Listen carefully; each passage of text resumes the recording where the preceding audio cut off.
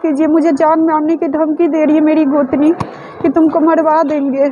नीतू देवी, मेरा हस्बैंड संजीत कुमार, उसका भाई अमरजीत शाह, उसका बहनोई सत्यनारायण, उसका दोस्त भी मुझे फ़ोन करके धमकी दिया नीरज कुमार, जो मुजफ्फरपुर में रहता है। मेरे साथ मारपीट, इसलिए मुझसे दहेज मांगा जा रहा है। हम कहाँ से देंगे, गरीब आदमी। 12:30 बजे रात को 10 बंदे से मिल के, पूरा फैमिली मिल के मारे हैं। मेरी ननद अंचल देवी, अंचल कुमारी, चंचल देवी, सत्यनारायण शाह, उसका दोस्त नीरज कुमार, अमरजीत शाह, संजीत कुमार, मेरा हस्बैंड संजीत कुमार, मेरा भैंसुर अमरजीत शाह, मेरा उसका बहनोई है सत्यनारायण शाह, मेरी गोतनी नीतू देवी, तेजाब पता के जलाने की कोशिश भी की। मुँह जात के रड से मुझे सर पे। इस वक्त मैं मुजफ्फरपुर जिला के औराई में हूँ और आपको हम बतला दें कि यहाँ एक ऐसी घटना के बारे में जानकारी मिली है जिसको जान करके आपका रूह कांप जाएगा जब उसकी कहानी को सुनेंगे।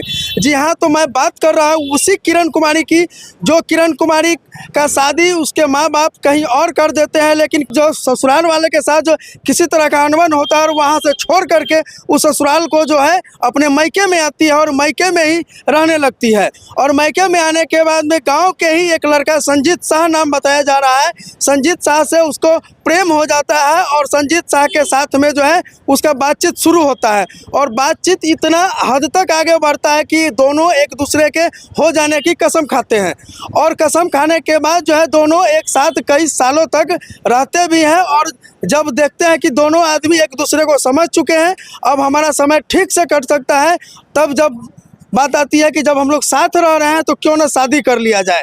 लेकिन जैसे ही शादी की बात आती है तो लड़का के पांव तले ज़मीन खिसक जाता है और शादी करने से इनकार कर देता है लड़का। अब जो है ये लड़की के लिए जो है संकट बन पड़ता है रोजी रोटी का। तो रोजी रोटी के लिए इन्होंने जो है औराई मार्केट में ही दुल्हन ब्यूटी पार्लर के नाम से एक ब्यूटी पार्लर चलाती है और लड़का जो अपना घर छोड़ करके कहीं प्रदेश चला जाता है। और वहीं से जब दबाव बनाने की बात आती है तो बीच बीच में लड़का आता है और जब भी आता है तो उस लड़की के साथ में शारीरिक शोषण के साथ साथ में मानसिक शोषण और मारपीट जैसी अभद्र तरीके से मारपीट करते हैं। ऐसा मारपीट करते हैं जो आप देख करके रूहें कांप जाएंगी कि जीने और मरने का होश तक नहीं रहता है। उसी तरह का अभी से 2-4 दिन पहले भी इसी तरह की घटना हुई है कि इतना मारा गया उसको कि आज भी वो जो है बोलने की स्थिति में नहीं है और SKMCH में उसका इलाज चल रहा है। आइए इसी संदर्भ में उनके दुकान पर आए हैं तो हमें मिल गए VIP पार्टी के औराई के प्रखंड अध्यक्ष हैं राकेश कुमार जी। तो आइए सर, हम जानना चाहेंगे कि क्या ये किसी अबला को यहाँ अगर पति के साथ प्रेम में बात नहीं बनी, पति के साथ नहीं रहा, किसी दूसरे लड़का से यदि प्रेम प्रसंग हो गया तो वो लड़का सिर्फ यूज करने के लिए तो लड़की को रखा था? अभी तक जो घटना घट रही है, सबसे पहले तो आपके चैनल के माध्यम से तमाम दर्शक को धन्यवाद, आपको बहुत बहुत धन्यवाद कि आपने खोजी पत्रकारिता का एक बेहतरीन नमूना पेश किया है और एक ऐसी अबला की मदद के लिए आप लोग आए हैं। मैं अपनी तरफ से, पार्टी की तरफ से, पूरे समाज की तरफ से आप सबों को बहुत बहुत धन्यवाद देता हूं।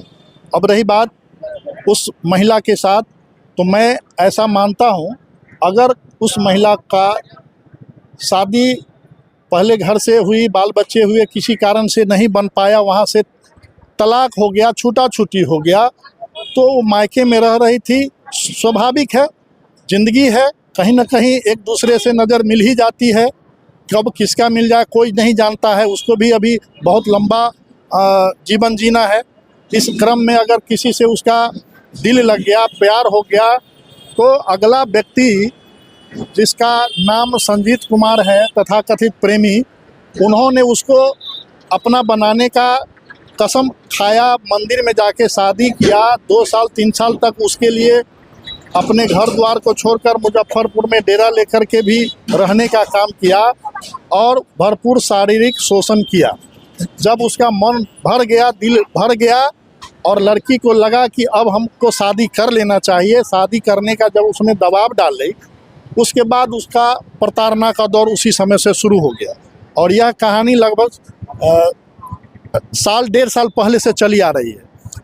बीच में जब समाज के लोगों को इसकी जानकारी मिली, सामाजिक स्तर पर प्रयास हुआ, लड़की को समाज के लोगों ने, गणमान्य पंचों ने लड़का को दोषी मानते हुए उसको दंडित के रूप में यही कहा गया कि भाई इस लड़की को तुम कबूल करो और उसको सम्मान दो, आदर दो, और उसको घर में ला कर के समाज के लोगों ने बैठाने का काम किया। लेकिन उस दिन से उसके साथ प्रताड़ना का दौर शुरू हुआ।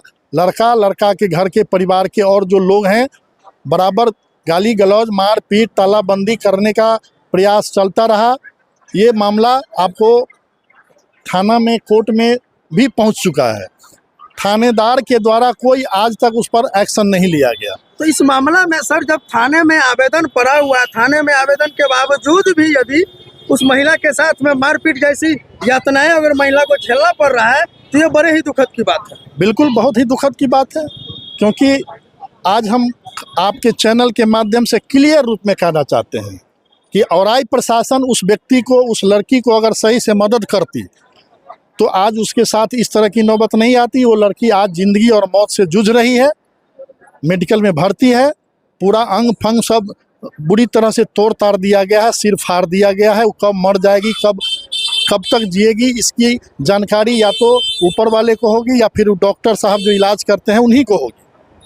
आज उसके साथ ये हालात नहीं होती, और ये बड़े दुख की बात है कि इस इतनी बड़ी संगीन मामला को न प्रशासन सीरियस ले रही है और न गांव समाज के लोगों का कोई एक पैसा वैल्यू अगला लड़का कर रहा है जिसने उसके साथ इस तरह का जघन्य अपराध